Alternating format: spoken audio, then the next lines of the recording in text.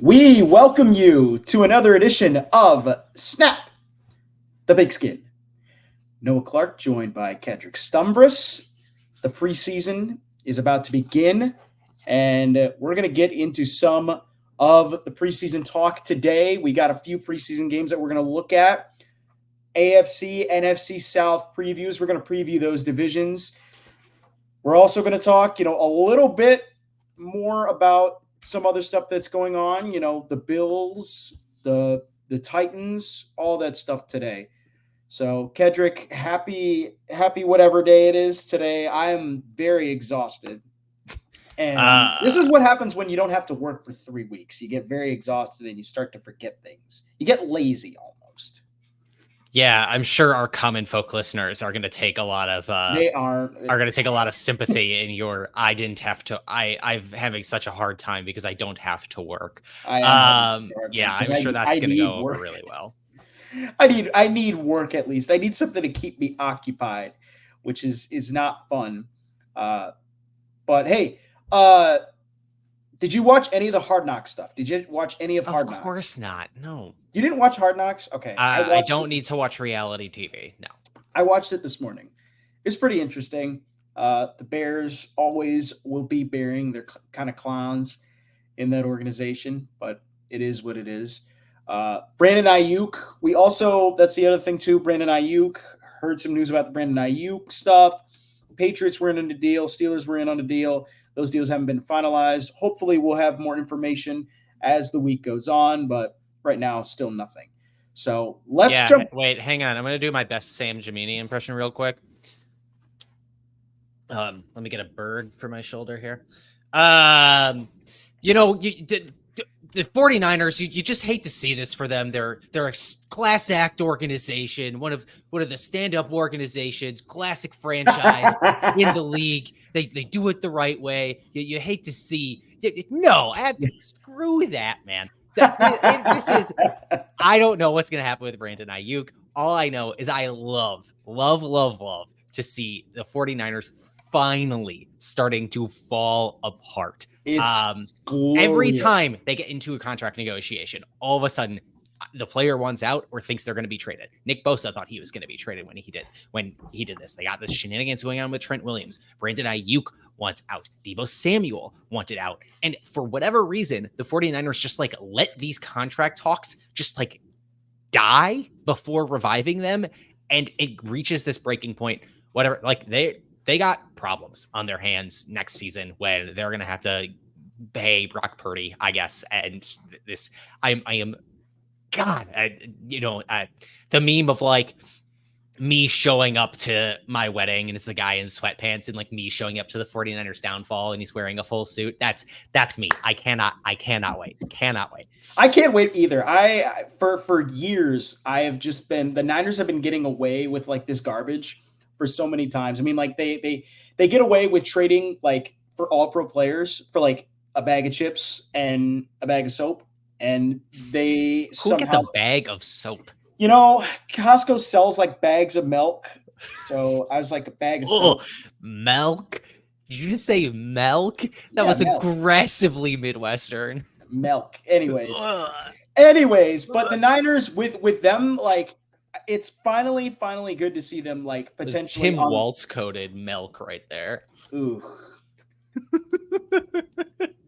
It's finally good to see them on their downfall, at least. I mean, I cannot wait. I cannot wait to see them blow. I cannot wait to see them have this blow up in their faces when they trade Aiyuk and they trade him for a 3rd-round pick and it doesn't work. And it's oh, dang it. It didn't work this time. And now our team sucks. Yeah. Either way, it's a problem because I don't know what they get in return from some of these teams they're supposedly talking about because they're supposed to be in a contention window right now, right? Yeah. You're going to load up on draft capital. You're a team that just traded away a bunch of draft capital recently to pick up Christian McCaffrey, right? What? I don't know what's happening here. All I know is I'm here for it. Yeah, I'm here for it. So there was an NFL preseason game that happened earlier in this past week, and it got canceled, sadly. The NFL Hall of Fame game that was featuring the Bears and the Texans. The Bears won that game 24-17. It was ended early due to a rain delay that ended being a postponement that later on said the game was canceled. And the Bears got their first win of the preseason. Woohoo, great. Caleb Williams didn't play in that game. It is what it is. He's going to play in the next game, I hear, in week 2 when the Bears play the Bills. So there's a lot of hope for Chicago Bears fans if they can, with Caleb Williams, hopefully they'll get to see him. I expect a big turnout at Soldier Field just to see Caleb Williams for a preseason game. But, early thoughts on this Hall of Fame game. It got canceled. This has been a game, too, in the past that has had multiple cancellations. Yeah, that's true. Before. This is... Yeah, some of these cancellations were different, though, because you had the year that the paint was not playable on. That was so ridiculous. On the field. That was the year you were at the Hall of Fame game, right? Yep. That was okay. Packers Colts. That was very disappointing. So I actually, despite my comments last week, I took a nap in the early afternoon and then woke up and had planned to try to catch some of this game, but I could not because when I woke up from the nap, I found out that my internet provider had turned off my internet by mistake instead of turning off the internet to one of the other units in my apartment building. So then I had to spend over 2 hours on the phone trying to get my internet turned back on, where they at first told me that they were going to have to double my rate because they couldn't reactivate my promotional rate. It turned out that at the end of all of it, at the end of me trying to handle customer service people, I had to talk to 3 different people. At the end of all of it, the conclusion was my internet bill has gone down $5 a month somehow. So I'm calling it a win. But that's a win. I could not watch the Hall of Fame game even if I had tried. Well, okay, I watched the first, towards the end of the second quarter, and the Bears offense kind of was moving a bit. The story that when I watched Hard Knocks was Colin Johnson had himself quite a day, which he did. He scored a touchdown at the end of the second quarter. Brett Rippon was the quarterback. He was slicing and dicing. No Tyson Bagent for all those Bear fans out there who thought he's the next Tom Brady. But Brett Rippon did a decent job. Davis Mills, man, he was slinging the ball as well. There really wasn't anything too impressive. I mean, again, it's preseason. It really isn't. There really isn't anything. I don't know half of these names. What the hell is a Colin Johnson? Did you watch? We're done. He was at Texas. Who cares? We're done at Texas. I could not give one single hoot about the Texas Longhorns. Horns down, baby. Horns down. Horns down, indeed.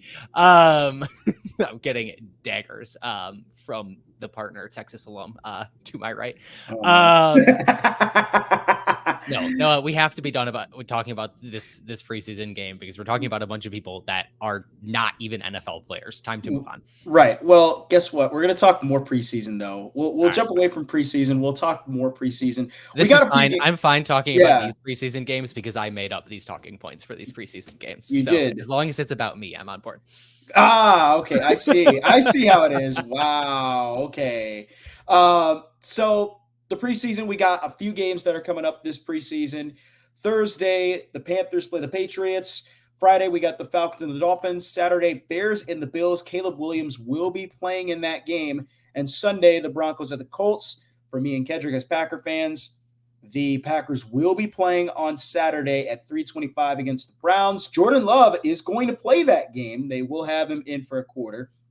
But let's start with Thursday and the preseason matchup with the Patriots and the Panthers, and talk about this quarterback competition that's going on in New England. Right now, Jacoby Brissett is the most experienced guy of the bunch. Bailey Zappi comes in at second, but Brissett's had a stint in New England before. He was drafted there by the Indianapolis Colts, by the Patriots. Yeah, pretty sure the Colts drafted Jacoby Brissett to New England. That sounds about right. Yeah, I know. The mathy math, the logicy logicking. So He's had experience here in New England. Bailey Zappi has been on this roster the last couple years now, but the Patriots have 2 new rookies this year: Drake May, who they drafted with the number two overall pick, and Joe Milton, who they drafted late in this draft. And I mean very late. This is around day 3 when you're sitting on your couch. You have it playing in the background. It's kind of the background noise. From what we've heard from Patriots camp, though, Joe Milton right now has kind of surpassed Drake May as the potential guy maybe moving forward for this future. Now, keep in mind, Drake May, 21 years old, very young as a quarterback coming into this league. Could we see him improve as the season goes on, as training camp goes on? Maybe. But right now, it's an interesting quarterback competition that's going down in Foxborough.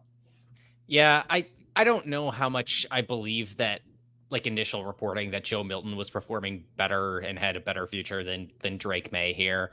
It seems that there was pretty immediate pushback from actual folks on the ground about that narrative. But yeah, it seems that this is Jacoby Brissett's, job for the time being. Lots of great work from Pat's Pulpit, the New England Patriots SB Nation site, talking about this quarterback battle. And this is a real, like you said, this is kind of a who's whom of journeyman, but also young, kind of fun NFL quarterbacks. Drake May, of course, Joe Milton, who can just hurl a ball over the moon. And Bailey Zappi, was a ton of fun at Western Kentucky and, showed some flashes early, almost beat the Packers a couple seasons ago. This is a fun, quarterback room of guys you can feel good about, not necessarily as starting NFL quarterbacks for the long term, but guys who I think are serviceable. Jacoby Brissett and Drake May have shown some inconsistency during camp so far, but I think there's a real chance that even if Jacoby Brissett starts the year as the number 1 guy, Drake May ends up taking those reins by the end of the year. And regardless, I think there's a real competition here to keep an eye on for who that number 3 quarterback might be. I kind of assume the Pats are going to roster 3 quarterbacks here. But even if they don't, it's a tryout of sorts for Bailey Zappi and Joe Milton potentially to go get jobs elsewhere. And that could affect, a team anywhere in the league. So that's what I'm looking forward to watching in this game. Yeah, so there's a new rule. So a new rule in the NFL this year. This is something they added. You can add an emergency quarterback in case of. Oh, that's right. In case, and one of your quarterbacks goes down. So I'm curious what the 3rd quarterback battle is going to, who's going to come out of that QB3 battle, which is very weird to say, but it's also Joe Milton. He did some good things at Tennessee. He has a rocket of an arm. Mm-hmm. And you've got Bailey Zappi, broke all of Joe Burrow's records at Western Kentucky for a season, had the, all-time, record in college football for passing touchdowns. So now he comes to the Patriots and he had he played in some good moments. He played some decent spots, but this is where I could see athleticism and just sheer raw arm talent overpower just experience here. And Joe Milton could have that. Now, for Jacoby Brissett and Drake May, I think you're 100% right. I do think Drake May does at some point see the field in the regular season. When is it going to be? I have no clue. Jacoby Brissett's a very good quarterback. He's a very solid NFL quarterback. He's not one that you could say he's a starter. He could be a starter in this league. He's a franchise guy that you can build your team around. He's just a solid guy. He's kind of one of those guys that, can help a team when their franchise, is kind of going through a gap year and kind of going through a year where they're not going to win. They're not going to go to the playoffs. They're not going to be a team that will be, getting the number 1 seed or anything. They're not a Super Bowl team. They're going to be a team that's on the up and up for a rebuild. And he is that guy that can rebuild that team and at least be a piece for the rebuild. And again, Drake May's 21 years old. He's still very young and still has a lot to learn in this league. It's very rare you see quarterbacks come into this league at 21 years old and immediately pick up the NFL game right from the get-go at like 20, 21 years old as an NFL quarterback. I mean, that's just unheard of. It's tough to do. It's very rare to do. So he's got some time to sit on the bench, but right now it's kind of Jacoby Brissett's show to run at the moment for New England. Yeah, agreed. Well, let's switch gears from talking about a very young rookie quarterback to talking about a very ancient rookie quarterback. Oh boy. Yeah, and we'll jump right into it. We'll go past the Patriots and the Panthers. That game should be, somewhat interesting if you're a big NFL preseason fan. Moving on, Falcons and Dolphins on Friday night. The Miami Dolphins, NFL Top 100. They have the number one player in the NFL's Top 100 list, Tyreek Hill. Congratulations to that man, the cheetah, all he deserves. But the Falcons on the other side, Kirk Cousins, Michael Penix, they got some issues here potentially. Kirk got paid the bag this offseason in Atlanta to come to Atlanta from Minnesota. And what do the Falcons do in response to that? They draft a guy who's 25 years old as a rookie in the National Football League, Michael Penix. This is a big spot for Penix this preseason. He's going to be taking probably all of Kirk's snaps, if not all of Kirk's snaps this preseason. And this is huge for him because you're 25 years old, as a 25-year-old rookie, you should be, right out the package. You're ready to go play. What are the thoughts coming here for Michael Penix? Because this Falcons team looks good. They feel good. We're going to talk about them later on in this show, but let's start with Michael Penix. Can he take advantage? Can he be able to show that, hey, even though, they already have this guy, Kirk Cousins, as the starter, I can still sling the ball too. I'm here, and I can show that I can be a starter in this league as well. Yeah, there's a real opportunity for Michael Penix in the preseason to really rock the boat, even more than it's already been rocked in Atlanta. Because Kirk Cousins is coming off of that Achilles injury, he's not going to play during the preseason. Kirk Cousins has taken all these reps in training camp, but despite the fact that ownership continues to say, no, Kirk Cousins, our franchise guy, these first team reps are being split at times between Kirk Cousins and Michael Penix in training camp. So for Penix to have the opportunity with the ones in these preseason games, getting something closer to first, live game action, he might have a chance to turn the tides in training camp, and maybe if not necessarily in training camp, but to give a reason for doubt over Kirk Cousins later on if he has a shaky performance or two. If the Falcons can look back at these preseason games, these preseason snaps that Michael Penix is going to get here and say, we really liked what we saw there. Kirk's been kind of average. Let's try to change things up because we have a chance to win a really weak division. Look, that window is there for Michael Penix, and these next few weeks are where he has to take advantage of it. Yeah, and he's only got 3 games to prove it, to show what this franchise, is investing in for the next few years. And I do think that, Michael Penix, great, he's very accurate. Only issue I will say, and I've had a lot of issues with quarterbacks, he's left-handed. Not as strong of a thrower. We've seen this with Tua. We've seen this with quarterbacks, especially if you're left-handed. You don't have as strong of a ball, but you do have a lot more accurate of a ball.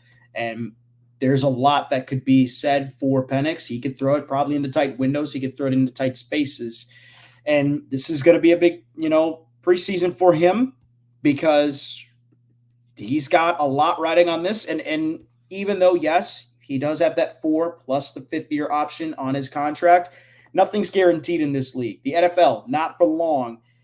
And Michael Penix is kind of on that list right now for the not for long kind of take. So, yeah, according to Falcoholic, the Atlanta Falcons SB Nation site, they say Kirk Cousins has been more consistent, pretty much is how I'm reading the reports out of training camp there. It's not that Michael Penix can't make the throws, kind of like what you're talking about there. He has the ability to fit these balls into tight windows.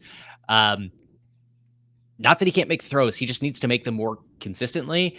And I always viewed, because of Michael Penix's age, that he's a more finished product coming into the league. So if he can flash some more consistency and flash that high end in the preseason more, this is his time, and he might not get another opportunity past this, because if we're talking 2 years from now, Kirk Cousins is out the window, but Michael Penix hasn't been able to take the bull by the horns.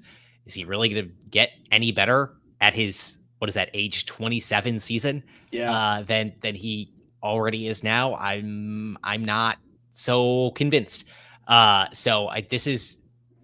It's weird to say, and yeah, I'm trying to step into Sam Jamini's shoes here and say the preseason doesn't matter, but these might be the 3 weeks that actually matter for Michael Penix's entire career arc here. Yeah, these are massive 3 weeks for Michael Penix. And the big thing is we've seen guys take advantage of these reps in the preseason.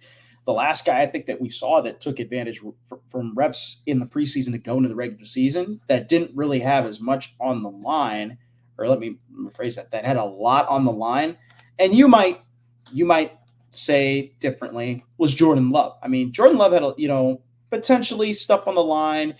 There, a lot this year riding on the preseason. He didn't play, he played a few snaps during the preseason, and when he came into the regular season was fluent.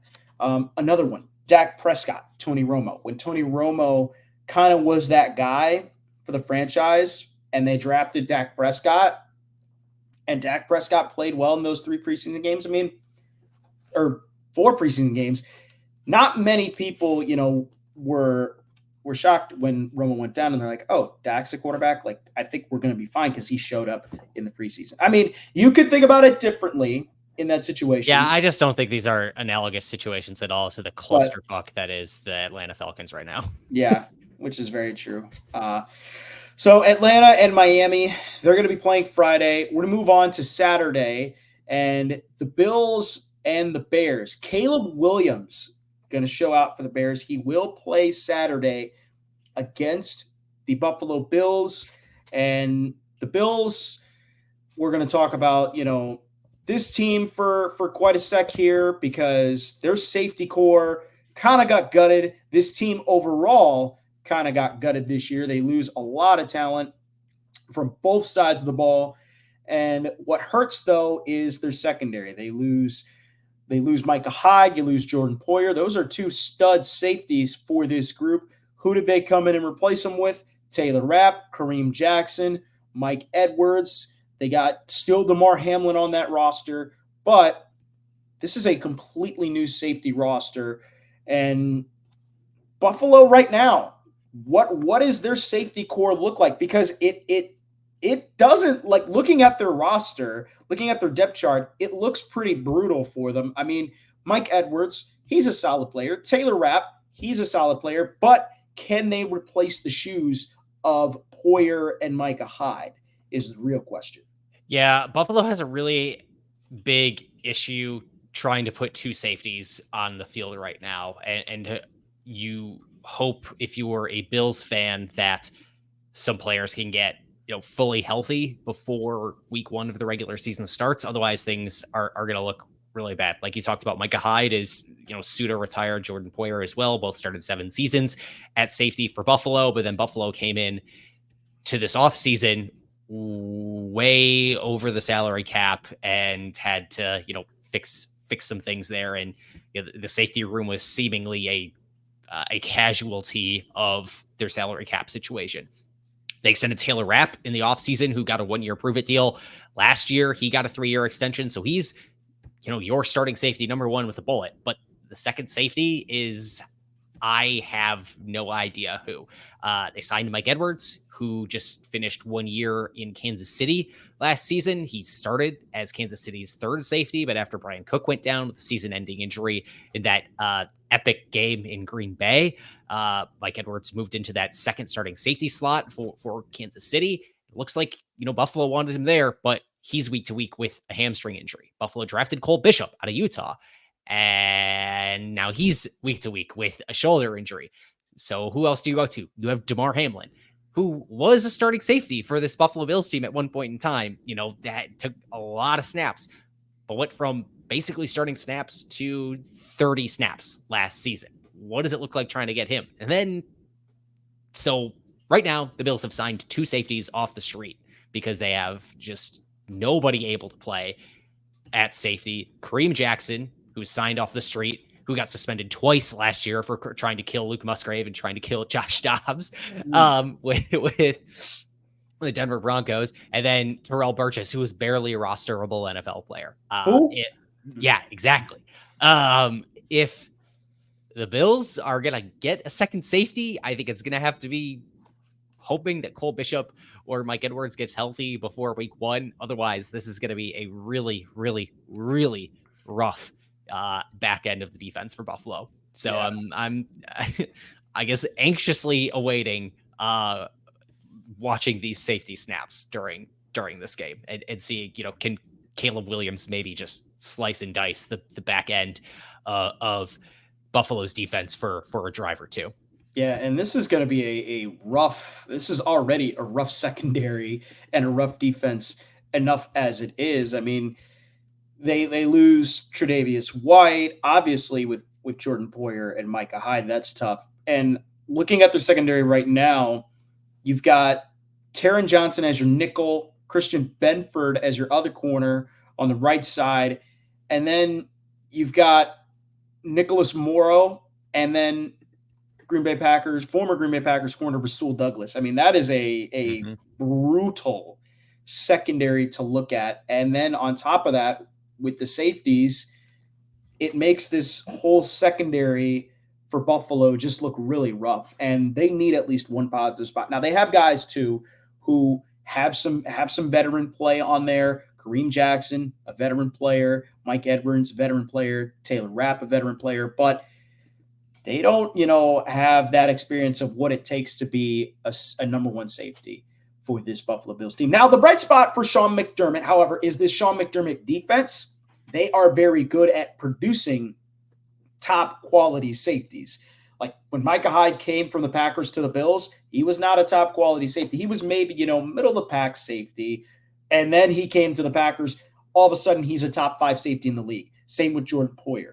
So they could turn Mike Edwards and Taylor Rapp from just these middle of the pack safeties, turn them into top 5, top 10 safeties. So there's a boost there, I think, for Buffalo. But it's just like right now they just don't have bodies. Yeah, and it's just also too, they just don't have bodies. And again, because they freaking gutted this team, they had to cut, I think, $45 million worth of cap last year just to, get back to where they were in the cap. So tough for Buffalo there. They play Saturday against the Bears. Caleb Williams, that stadium might be full to just watch Caleb Williams. So the final preseason game of our Pigskin highlight for the preseason, Broncos and Colts. We're actually going to preview the AFC South here coming up in just a sec. The Broncos and Colts. Denver, besides their uniforms, they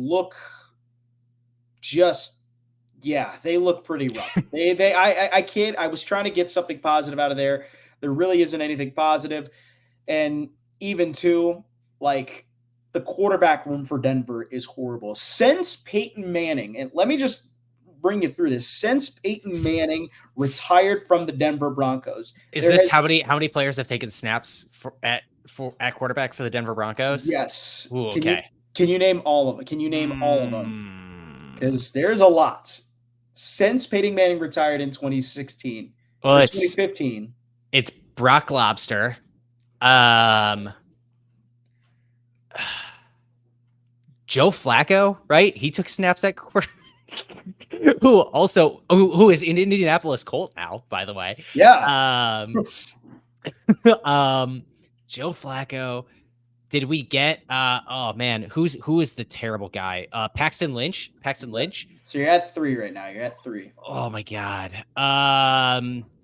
Russell Wilson. Mm-hmm. It's for I am definitely skipping some folks in there, but there's also who took snaps at the end of last season. Was it Jarrett Stidham? Did he take snaps at the end of last season? Yep. So that's 5. I know I got to be missing. Am I missing 2? What am I missing here? You're missing a guy who was on the Bears last year. Andy Dalton? No, not he Andy wasn't on the Dalton. Bears last year. Who was on the Bears last year? I have no idea.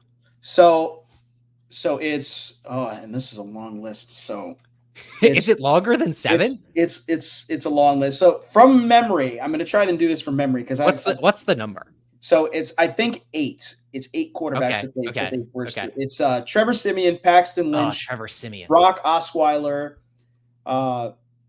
Jarrett Stidham, Drew Lock. Oh, Drew Lock. Yep. Drew Lock. That was obvious. I should have gotten Russell Wilson, Kendall Hinton. I would have never gotten that in a million years. Brett Rippon. I also would Joe not have Flacco. in a million years. And then the last one, I think that's all of them. I think I got all of them on the list. So I think it actually is 8. So yeah, they've burned through 8 quarterbacks on this list. And also, one of them's not even a quarterback. Kendall Hinton's a wide receiver too. Yeah. And that was in the COVID year. So that's right. Okay, yeah. So I think it's technically 8 quarterbacks, but 9 players who have taken snaps at QB. Okay, so Broncos Wire has this. So since Peyton Manning retired from the Denver Broncos, they've had Trevor Siemian, Paxton Lynch, Brock Osweiler, Case Keenum, Joe Flacco, Brandon Allen, Jeff Driscoll, Brett Rippon, Drew Lock, Philip Lindsay, and Kendall Hinton, if you want to count them. Teddy Bridgewater, Russell Wilson, and Jarrett Stidham. So they've burned through 13 starting quarterbacks since Peyton Manning retired. 13? Where the hell were you pulling this number from 5 minutes ago? I know. I thought it was, again, I said from memory. It's hard to pull all those. You did this whole thing. You started with like since Peyton Manning was gone, the Denver Broncos have gone through 8 starting quarterbacks, and you just like made up a number. Well, I thought from memory it was 8, but no, you're better than this. I was very wrong. You're better than this. I'm sorry. You're better than this. I'm sorry. Anyways, back to the conversation. The Denver Broncos have another quarterback competition going on. They've got Jarrett Stidham, Zach Wilson, and Bo Nix. And Bo Nix, I said this, in the draft, kind of a reach to go and get a quarterback in the first round. And my God, they I don't know what this quarterback competition is going to turn out to be, but I don't like any of these quarterbacks in Denver. So as I mentioned before, I wrote this section of the rundown, and it says Sunday, Broncos at Colts. Come for Anthony Richardson. Stay to hate watch the Denver QBs. That sounds about right. Bo Nix, Jarrett Stidham, Zach Wilson. Need I say more? That's it. I don't think we need to say anything else. No. Golly. But I might go to hate watch the Denver QBs. I might just do it. I might do it too, just to see how bad they are. I mean, but 13, I was off on my math though. I was very off. 13 quarterbacks to start for the Denver Broncos since Peyton Manning retired. I mean, that is some wild stuff. So that caps off what we got for preseason games, at least for featuring the preseason games. Yes. Now you all have one preseason game to watch every day for the rest of the week as homework. Hooray. And if you don't do it as homework, you're getting an F. And because this is part of your letter grade. So moving on, we got 30 minutes left in this show today before we wrap up. We're going to preview some of the divisions, and we're going to preview the AFC South to start. We're going to do this over the next few weeks here before the regular season kicks off in week 1. And we start with the AFC South. And we start with a team that we just talked about. We started with the preseason game. No. Why don't we give the listeners a little more insight into exactly what we're planning to do here as a preview? Oh yes. Oh yes, that's right. Okay, here. You mind if I jump in? Yes, jump into this. So each of the next 4 weeks, we're going to preview all 8 divisions. Today we're doing the AFC and NFC South. Next week we'll do the East divisions, AFC, NFC. August 20th, then we'll do the AFC and NFC West. And then the 27th, we'll do the AFC North and the NFC North. We're gonna borrow from a little segment from Puckworms and our late great departed co-host Sam Gemini. He's not dead. We can't prove that. And do a little love and hate for each team in each of these divisions. So Noah and I are each going to offer up one thing we love about all 4 teams in every division and one thing we hate for all 4 teams in every division. Give you a little sense of where these teams are headed into the 2024 season. And because we've already been here for 35 minutes, Noah, we're gonna have to be a little ramen noodles instant quick on this one today. Love the instant quick stuff. So let's get into it here. Let's start with the Indianapolis Colts. The Colts, man, they came so close. Kedrick. They were 1 game out of the division last season, 1 game close to going into the playoffs. And the Colts, they did a lot this season. They get their team, this team finished 2nd in the AFC South. Give me your loves and hates for the Indianapolis Colts. No, I love that this team is getting Anthony Richardson back. This is a team that ranked 13th in offensive DVOA last year with Gardner Minshew as its starting quarterback, except for those couple of games at the very beginning of the year before Anthony Richardson went out with a shoulder injury.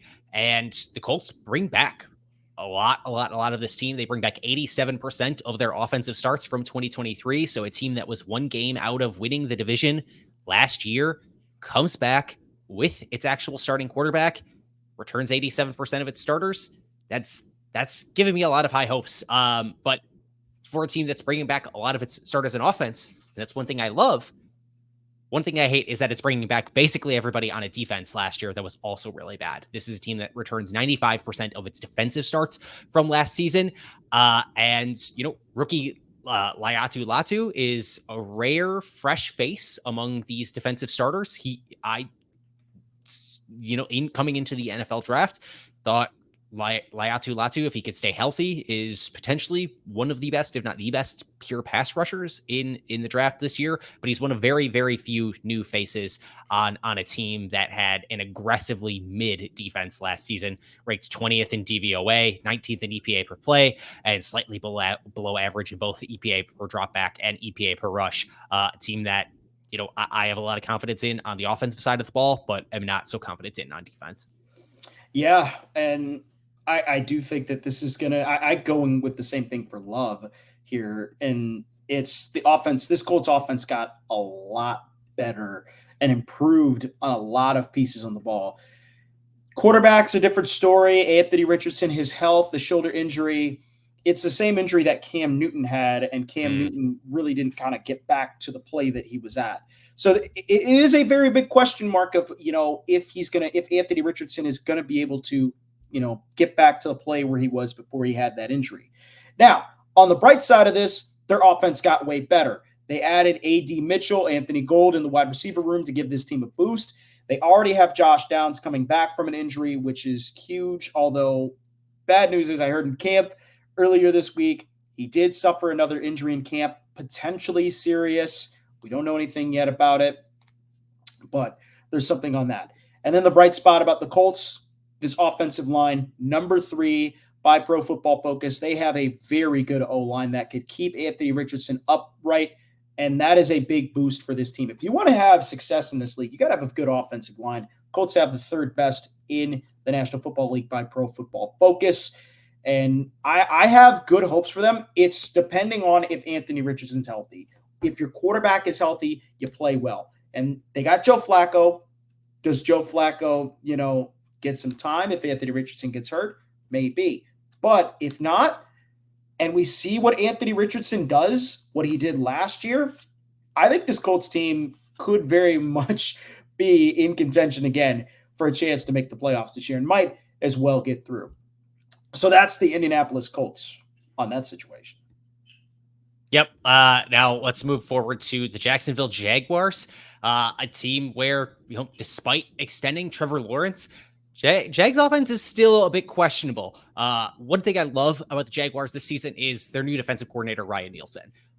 He's coming over after spending one season as defensive coordinator in Atlanta, where in the one season there, he brought Atlanta from 31st in overall success rate to 5th in the league. He also brought the team from 30th in success rate per dropback to 5th and 25th in EPA per rush to 1st in the league. One of the best rushing defenses in the league in Atlanta a season ago. Nielsen's going to bring more emphasis on man coverage, and Jaguars are figuring out what defensive backs they're going to use. It's, they got a questionable personnel there, but you have Tyson Campbell, one of the best corners in the league, and a slew of veterans in the room. I think they'll figure it out. Overall, Ryan Nielsen has showed a real propensity to figure it out in Atlanta last season. What I hate coming into this season for the Jags is they don't have real top-end pass-catching talent on this league. Or they don't have real pass-catching talent in this league. By ESPN's receiver score, the Jags' highest-rated pass catcher, wide receiver, or tight end is Evan Ingram, and he comes in at 53 off of last season. The only teams with a player who do not have. Oh, hang on, I wrote this at 12:30 a.m. and it's all jumbled. The only teams in the league whose highest-rated receiver is rated lower than the Jaguars' highest-rated receiver is New Orleans, Atlanta, and Washington. Well, not great coming out of last season. Not great companies to keep. If you break it down to just wide receivers, Christian Kirk becomes Jacksonville's highest rated target at 58th in the league, and there's not a single team in the league that has a lower rated number one wide receiver. If you also break that down to running backs as well, Travis Etienne is 36th among running backs in the league as receivers, keeping in mind there are 32 starting jobs in the NFL. The Jaguars were 30th in rushing EPA per play last season and 31st in rushing success rate last season. There's not a lot of weapons on this Jacksonville offense. So I like that you extended Trevor Lawrence, but after that, you got a lot of questions here. Yeah, that's the big spot for me for the Jaguars. I love that they got Trevor Lawrence done. I love that they got the extension done, because this is something that Jacksonville, for the first time in a very long time, they have not had. They have not had a cornerstone franchise quarterback. This organization has burned through quarterbacks from Blaine Gabbert to Blake Bortles. The boat. Yeah, good old boatman. And they finally get a guy in Trevor Lawrence who has been really good. I mean, got the Jaguars to the playoffs, got them a playoff win, something they hadn't had in a long time in Jacksonville, and almost got them back there again if it wasn't for the late season collapse. So that's the bright spot, I think, for Jacksonville. The downside is for this Jacksonville team, this O-line is really rough. Yes, the skill position, they added Brian Thomas this year at wide receiver. It's a decent addition, but you also lose. You don't have top end talent. Yeah, you lose Calvin Ridley. Yeah, you lose Calvin Ridley in the division. You lose Calvin Ridley. Yeah, and you lose Calvin Ridley to the Tennessee Titans, who are also in your division, which we're going to talk about them next here. But this offensive line for Jacksonville, very brutal on the offensive line. While the Indianapolis Colts were number 3rd by Pro Football Focus, the Jaguars were 23rd in the NFL in offensive line. They were very rough last year. They did add Mitch Morse this year in free agency, which is a pickup I really like. Yeah, it's a veteran. It's a good veteran pickup. He's had very good success with the Bills, very good success with the Patriots. I think it at least gives them a little bit of a boost, but I think still this offensive line has a lot of work to do, and they still got a lot of a rebuild to do here on this offense because they tore it apart. So on to the Tennessee Titans. Tennessee, this offense, man, they are going to be very, very exciting. The defensive side, Kedrick, give me your thoughts on the Titans here. Real questions there. It is a fun parallel to a foil, actually, I should go with, to the Jacksonville Jaguars. The Titans got skill talent all over. This looks like this could be a fun offense to watch. You have DeAndre Hopkins, you have Chig Okonkwo, Tyler Boyd coming over from Cincinnati with new head coach Brian Callahan, who was the offensive coordinator there. Calvin Ridley joins the Titans, leaving the Jacksonville Jaguars. You don't have Derrick Henry anymore? Fine. Let's just take Tajay Spears, one of the best pass catching backs in the league last season as a rookie, and combine him with Tony Pollard, who had a breakout season last year in Dallas. If Will Levis can't figure it out with this kind of talent around him on the offensive or on the offensive side of the ball, you know that it's time to move on. You got a great opportunity to really find out what you have at the quarterback position, because he will have every opportunity to succeed. Meanwhile, on the defensive side of the ball, I think the defense is going to be like fine up front. You lose to the Houston Texans, who we will talk about in just a second here. Another in-division loss. You lose Danico Autry on the defensive end, who had 11.5 sacks last year for the Tennessee Titans, but you replace him a little bit with Devondre Sweat, the draft pick out of Texas, who should be a wrecking ball on the defensive line, should be a day one starter for this team. But this defense finished 28th in EPA per play last season and still has some real questions about how it's going to stop the pass. Even though it was a defense that was okay against the run, it was dragged down to the dregs of the league because of its horrendous pass defense. New defensive coordinator out there, Denard Wilson. It's his first time being a defensive coordinator in the National Football League. He has his work cut out for him, especially with the defensive backs. He is a defensive backs coach, so you wonder maybe that gives them a little bit of an edge. But yeah, past the defensive front, there is not a lot to be hopeful about into the second and third level of the Tennessee defense. Yeah, and I look at this Titans team. I start with the offense. I mean, you look at how bad this Titans offense was, and it was bad. Fox Sports had a ranking, this past year for the Titans. They were 28th in total offense, 29th in passing, 17th in rushing. Even when you have Derrick Henry, it still, isn't a good boost. They were 26th also in red zone offense. They were absolutely atrocious last year on the offensive side of the ball. They got all these incredible additions on the offensive side to go with Will Levis. You got Tony Pollard to pair with Tajay Spears. You get Calvin Ridley. You have DeAndre Hopkins still. You add Tyler Boyd this year as well to the roster, who's a guy that was an unsung hero with the Bengals. So there's a lot of big big pieces that you can add. Then you go in the offensive line in the draft. You draft J.C. Latham. You needed a stalwart. You needed a brick wall at tackle. Yeah, this is going to be a very good offense for the Tennessee Titans. Now, on the bad side of it, the defense is going to be horrendous this year because their secondary is pretty awful. And the only reason I say it's pretty awful, looking at just, after you look at the defensive front, you have Chido Awuzie, you have L'Jarius Sneed, and then your nickelback is Roger McCreary, and your safeties are Jamal Adams and Amani Hooker. I mean, this is not a secondary that I think is going to be all worldly. Now, Denard Wilson, he is a secondary backs coach. He could get the secondary to a whole nother level, but this Titans team, depth-wise, they do not look good on that side of the ball, and especially the secondary. The secondary looks atrocious. So I have hope that this Titans offense, I think they'll take a new step this year with Brian Callahan coming in. But, yeah, he's going to have to figure out how to fix the defensive side. So with that leaves us to our last team here in the AFC South, the Houston Texans, who won the AFC South last year. CJ Stroud won Offensive Rookie of the Year, I believe, for the Houston Texans. This offense was insane last year. This defense was insane. DeMeco Ryans, first-year head coach. The Texans were quite a surprise last year to all of us in 2023. Now this year, they go out and get Stephon Diggs. They go out and get Joe Mixon for this group. It's kind of a big year for the Texans. Is it Super Bowl or bust, Kedrick? Love and hate in this situation for the Houston Texans.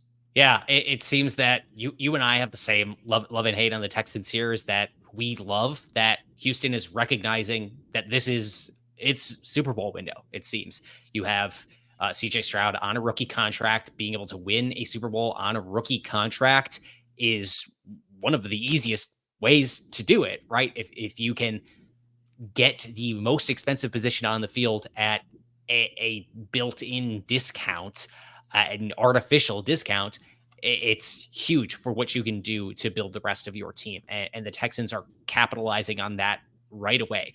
And NFL research said that the Texans are the only team in the history of the league to add 3 players in one offseason that total to 10 or more sacks by adding Danielle Hunter, who actually had 16 and a half last season, a player who had 1,000 plus receiving yards in Joe Mixon, and then 100 plus receptions in Stephon Diggs. The only team in NFL history in one offseason to add through 3 players that much production in one off season.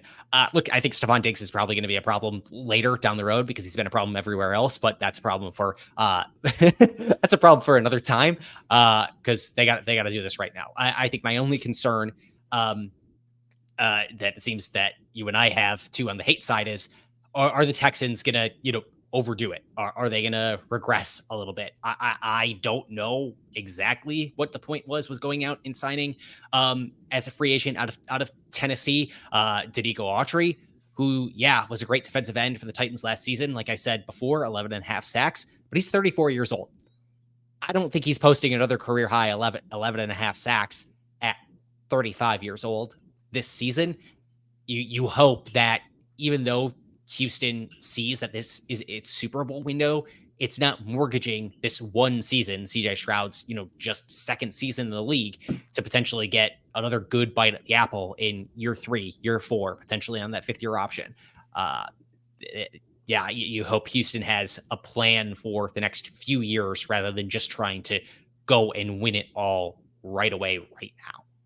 Yeah, this Houston Texans team right now, you look at him from top to bottom, they have a very complete roster.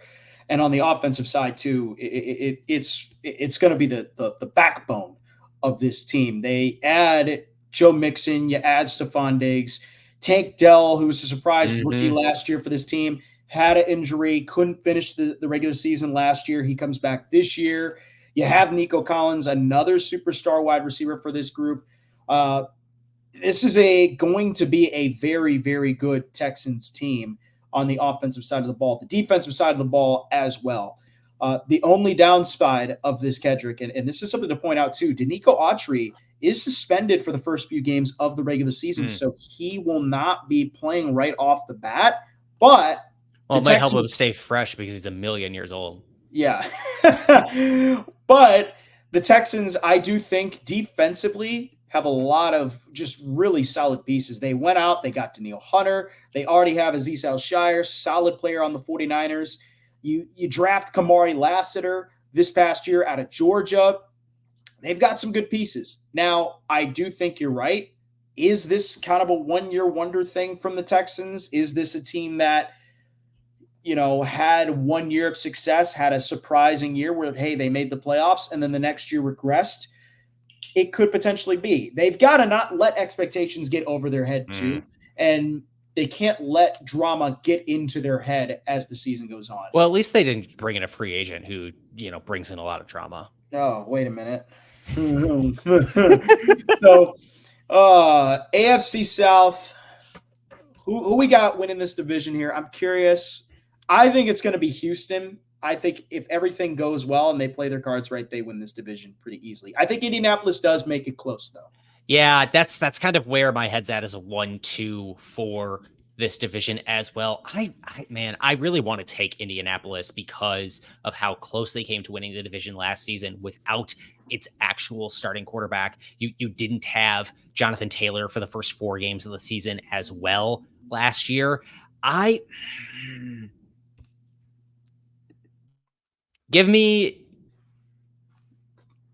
but I have so many questions about that defense. I will take Houston, especially kind of as a hedge to Anthony Richardson's health. I will take Houston to win this division as well, but I would not be surprised to see Indianapolis actually win the AFC South. Yeah. Texans, AFC South division winners potentially for the preseason. Now let's jump to the NFC South. We gotta go through this pretty quickly. Starting with the Tampa Bay Bucks. down there in Florida. The Bucs last year made the playoffs. They won a playoff game. They almost won another playoff game against Detroit in Detroit. They got a lot of stuff that happened this offseason. Baker Mayfield got an extension. Mike Evans got an extension. Tristan Wirfs got an extension. Does this Bucs team have enough pieces to go out and contend? Give me your loves and hates, Kedrick. I love that they locked up Tristan Wirfs. This was probably the best move that the Tampa Bay Buccaneers made this offseason. You made your 2020 first-round pick and 3-time Pro Bowler, the highest-paid offensive lineman in the league. By doing so, you cut his cap hit for the season by nearly $15 million. It's a great deal for right away, so Tampa Bay has a little bit more in-season flexibility. And if they find a diamond in the rough, someone they can pick off the street, pick up off of a practice squad somewhere, they can do it if they're in the midst of competing now. What I hate is I'm unconvinced by Baker Mayfield. I'm unconvinced that Baker Mayfield is the Baker Mayfield we saw last year. There's a chance that Tampa Bay can pull this off this season with Baker as its starting quarterback after, extending him this offseason. They have an excellent supporting cast with one of the league's best left tackles. We just talked about great 1-2 punch at wide receiver with Mike Evans and Chris Godwin, and a near 1,000 yard back is a recipe for success. But Baker just had what is by far his best season, and it's something he hasn't really come close to in several years. So I think there's a real chance for regression there. I'm not totally convinced that Baker Mayfield is going to regress, and I know we talked a little bit about quarterback contract economics in our last episode.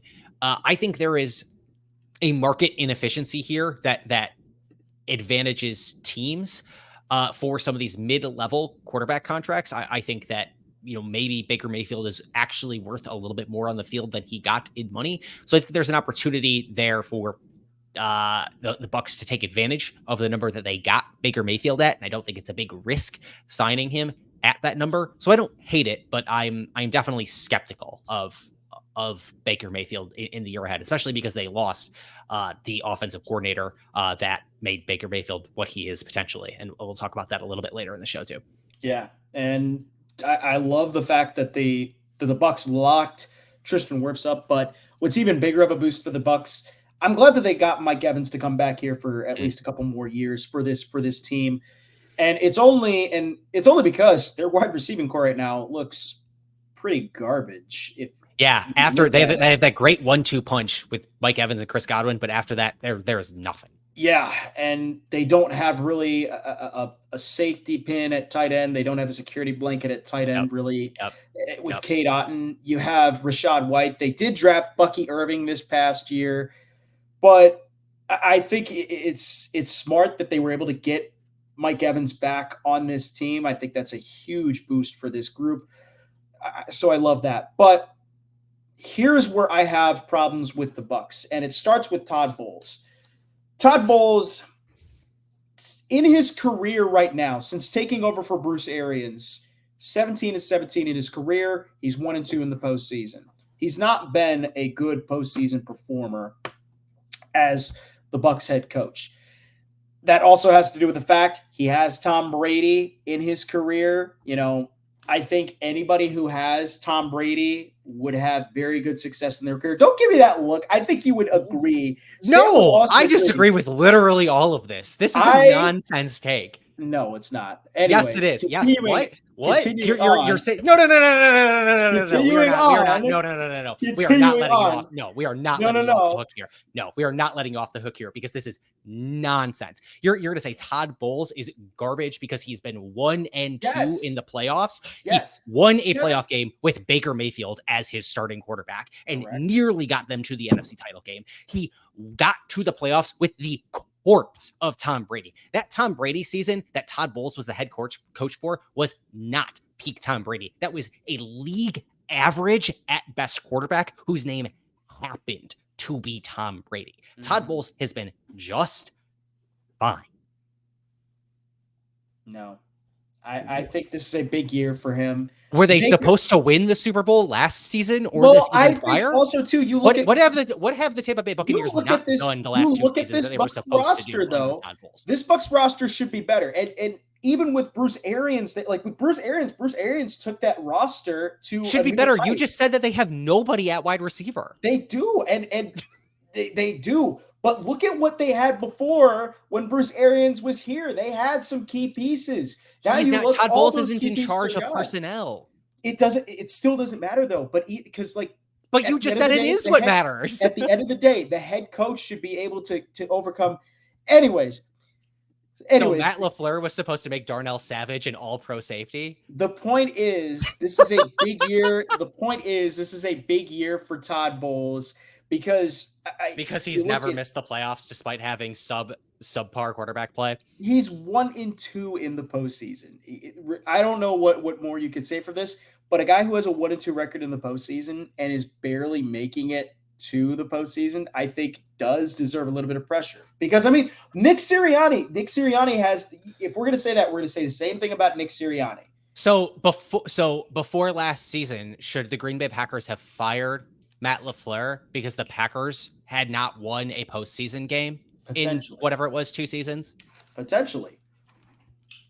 But like, if we're saying that, we're saying the same thing with Nick Sirianni though. Because Nick Sirianni is in the same boat. Nick Sirianni's in the same boat as Todd Bowles.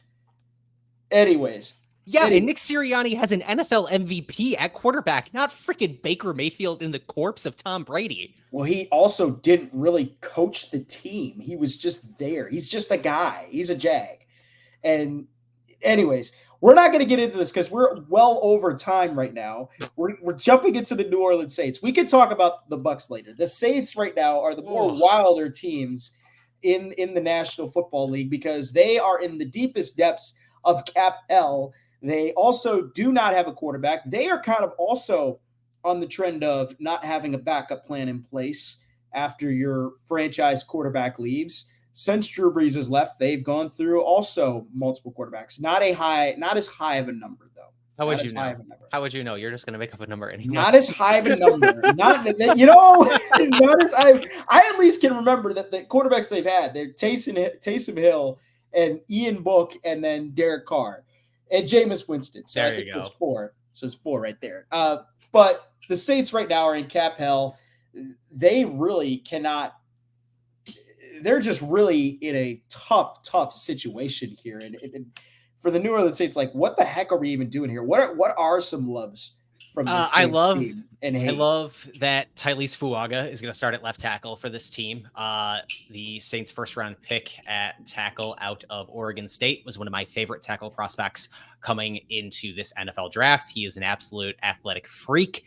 And with Ryan Ramczyk, who looks like he's going to be out for the year now with his continued knee injury struggles, I think Fuaga is going to remain a starting tackle all season long, regardless of what side of the line it's going to be at. I know a lot of folks thought he was, only going to play right tackle in the league, but he's coming in and playing left tackle right away.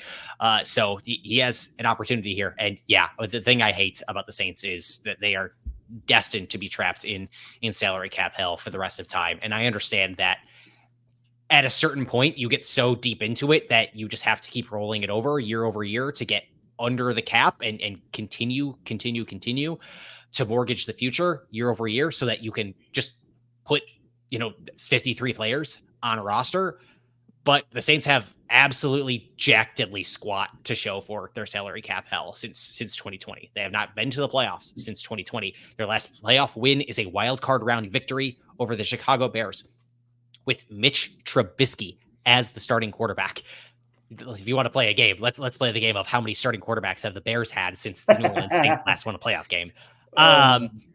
The New Orleans Saints have $41.5 million in dead cap charges this season, and they're already projected to be $91.6 million over the cap in 2025. To put that into perspective, Taysom Hill is still on this roster at age 34 years old and has a $9.7 million cap number in a void year in 2026. He's 34 years old right now. What are we doing here? Mickey Loomis has been the Saints general manager since 2001. It might be time for a change. Yeah, that is That is 100% right. God, it's rough with this Saints team because you look at it. The only bright spot that I have from the Saints team is their linebacking core is decent. Demario Davis is still there. Pete Warner is still there.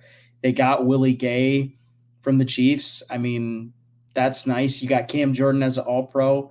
That's nice. But you look at everything that's transpired, the Saints are kind of in cap hell. They overpaid for Michael Thomas, and it really showed. They overpaid for Michael Thomas, and it backfired in their face. They overpaid for Alvin Kamara, and it also backfired in their face. And then on top of that, you didn't have a backup plan after your franchise, quarterback Drew Brees leaves the Saints, retires from the Saints. You have Jameis Winston come in, and Jameis Winston, didn't last for more than 2 seasons there with the Saints. And so now who you got? You got Derek Carr as your quarterback. You've got Jake Haener as your quarterback. You draft Spencer Rattler to also come in and maybe try and throw the ball around a bit to some people in helmets. But other than that, this team is just in the deepest depths of cap hell, and they are, I don't know. I think Mickey Loomis, I think you're right.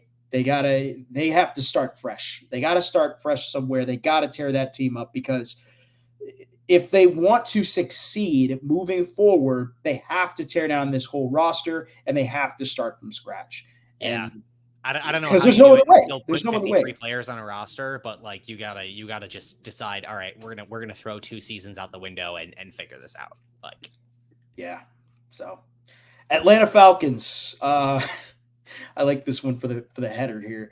The Falcons. They, out of all the teams, and this is just this just goes to show that how bad the NFC South is. The Falcons probably coming in one of the best teams in this division. They got Kirk Cousins. They paid the bag to Kirk Cousins. They also drafted Michael Penix. You still have a lot of great players. You've got Drake London. You've got Kyle Pitts on this group. You drafted Bijan Robinson last year. This offense has a lot of skill positions that could go out and score for you. The defensive side, though, they lose Ryan Nielsen, who did a really good job with the Atlanta Falcons. Mm-hmm. They once again did not draft a pass rusher, and their secondary right now is kind of abysmal. So, Kedrick, what love and hate? Atlanta Falcons, give me something here. Yeah, I'll start. You mentioned their secondary is a little abysmal, and that's what my hate for this Atlanta Falcons team is I don't know who the heck plays the second safety position for them. A lot like I know the Buffalo Bills are wondering that right now amidst their injury situation.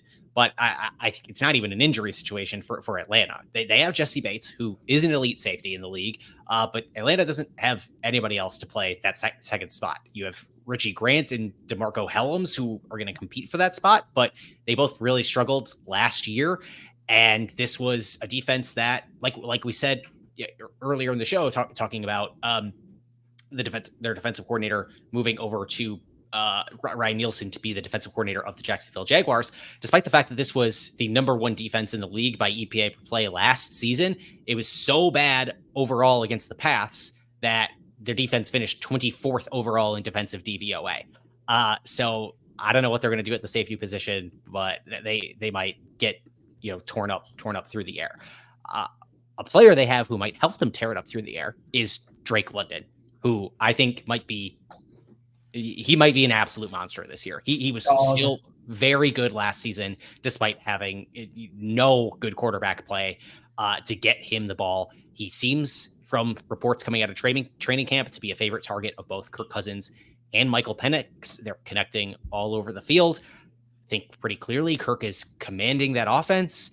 And with Zach Robinson, the new offensive coordinator in Atlanta, coming off of the Sean McVay tree, joining the Falcons coming from the LA Rams coaching staff, I think there's a real chance that Drake London and Kirk Cousins might do something really special here in Atlanta this season.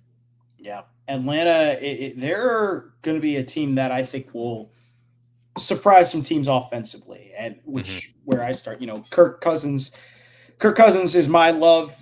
I think you look at it before he got hurt, he had 18 touchdowns to 5 INTs. That was best in the league at one point through the first few games of the regular season last year. And then he had the Achilles injury, and he didn't see, the great state of Minnesota once again. So he leaves, and now he goes to Atlanta. He got paid the bag, and he's going to be, I think, come right in and help this Atlanta team right away, get off the bat, and just start, firing on all cylinders. Now, Michael Penix could have something to say about that potentially with these 3 preseason games that are big, but I think they're going to be very good on the offensive side. However, the defensive side, it is rough. While you have issues with the secondary, I have issues with the pass rush. They did not, once again, go out and get an edge rusher. They haven't had a solid edge rusher since Vic Beasley was here with the Atlanta Falcons. They've, time and time again have tried to, fix that. They've kind of, duct taped it with multiple free agents. They've basically also said, too, Grady Jarrett's going to be most of our production in pass rush. That's not really a very effective thing to do. And so I think for Atlanta, I mean, you look at it, they're going to struggle this year in the pass rush. If they can't get after the quarterback, what are they going to do on the defensive side? And losing Ron Nielsen too, that's a whole nother story, but they didn't get any pass rush. So yeah, not surprising that we both went with the pass defense, but at different ends of it, because like I said, the pass defense was so bad last year that it turned a good rushing defense into a bad defense into a pretty meh defense overall. Yeah. And I mean, they'll probably be, a good team this year, but not as good as this team. They're going to be ridiculously good at being bad. Yes, I'm talking about the Carolina Panthers. This team, we're going to talk about this team probably a lot at some points during the year of just how bad they are. And to Sam Gemini of the Puckworms podcast, I'm going to say it. They're going to be like this year's San Jose Sharks. I think they're going to be just absolutely bad this year. I even put it on our doc this morning for the hate. They will suck, but there's some, you for a moment had the love also as they will suck. I know. And then you just kind of highlighted it as like, I mean, they will suck. They're going to be pretty bad this year. But Carolina, the only bright spot is they got a head coach who works really well with quarterbacks. He's worked well with Geno Smith. He's worked well with Baker Mayfield. He could do something well with Bryce Young, and a little bit of a bright spot for Bryce Young. They did bring in some good free agents this year. They did draft well. They got Xavier Leggett from the draft. They got Jonathan Brooks as well from the draft. They got a wide receiver and a running back. You also look too, they got Deontay Johnson. Now, good Deontay Johnson or bad Deontay Johnson, either way, he's still a good weapon when he's useful to this offense. So they have some pieces this year. I think the offense, like you said, I think this year the offense is going to be a lot better. I think they're not going to be all worldly, but I think Bryce Young, he takes a step this year. I think last year was a rough year just overall for him because he had bad coaching. He had bad personnel. He had a very bad team last year. This year, he's probably still going to have a bad team, but it's not going to be as ugly to watch as it was last year. Yeah, I'm hopeful for Bryce Young this year. Not convinced, but hopeful. And like you mentioned, they bring in the new head coach, Dave Canales, what I love about this team coming into this season. After the Matt Rule debacle and the Frank Reich disaster, I think the Carolina Panthers finally have the right head coach. And you landed on a guy who is perfect for what this team is going through right now. You have to see what you have in Bryce Young, who has all the pedigree, and you bring in Dave Canales, who has the track record of really resurrecting, Russell Wilson. He at the tail end of Russell Wilson's time in Seattle. And then what happens after Russell Wilson goes off and tries to do his own thing in Denver? He is terrible. Dave Canales also was the offensive coordinator, the quarterback's coach for the Seattle Seahawks when Geno Smith came to Seattle and resurrected his career. Then Canales spent one season in Tampa Bay and resurrected Baker Mayfield's career. Now you get the same guy who has been able to do these, kind of reclamation projects with quarterbacks and do it multiple times over. To do that with Bryce Young, There's a real chance that they can succeed here. And I just want to say before we finish up here, this division is so freaking bad, man. Yeah. The NFC South is so bad. Also, it's division rotations. This, like, if you want to watch horrible football all season long, watch the NFC South. They're because bad. not only do they play the NFC South this season, right? They also play there are two other divisions they play. They rotate through the AFC West, which, yeah, I understand you have Kansas City in there, but the AFC West teams had the worst combined record of any division in the AFC last season. And the NFC South teams play the NFC East this season, which had the second worst combined record in the NFC last season, second only to the NFC South, the division that they have to play each team has to get 6 games against. So because of that, the NFC South, all 4 teams by opponents' 2023 record, the 4 NFC South teams make up 4 of the 5 lowest strength of schedule for any team in the league this season. Do you know who the one non-NFC South team is that lands in the bottom 5 in strength of schedule this year? Is the Bears? It is the Chicago Bears. I figured. There is a reason, and we'll get to this in a few weeks, but there is a reason to be excited if you're a Chicago Bears fan this season, because you have a potential real cupcake of a schedule. Yeah, dog water division over there. So they had played nobody, Paul. Yeah. All right, we got a pick here. Who you got for the NFC South, Kedrick? This is such a bad division too, but someone's got to win it. It's Atlanta. It's Atlanta. They are a prohibitive favorite to win this division this season. I do not necessarily believe in Tampa Bay. I think they'll take a little bit of a step back. And Atlanta was solid enough last season, despite not having really anybody to play quarterback. They are a heavy favorite in the betting markets, and I'm gonna follow Vegas's lead there, because those giant hotels did not get built off of gamblers' winnings. Very true. Yeah, I got to go with Atlanta. I think you look at everybody else in this besides Atlanta, it's just the quarterback play overall too is just horrid. Yep. It's just rough. Atlanta has the best quarterback, which is not saying much because it's Kirk Cousins. They have, it's Kirk Cousins, but it's Bryce Young, who has, potential young talent, even though he had a really rough first year. Derek Carr, who's like a serviceable average quarterback, and then Tampa Bay has Baker Mayfield, who's about the same. It's not that there's it's not that these teams are just stuck with just terrible, god awful QBs, but just nobody is a bona fide star at the quarterback position of this division. Yeah, and it's like it used to be. This NFC South used to be just exciting when they had all these incredible quarterbacks. When you had Breeze, you had Matt Ryan, you had Cam Newton, and now it's just.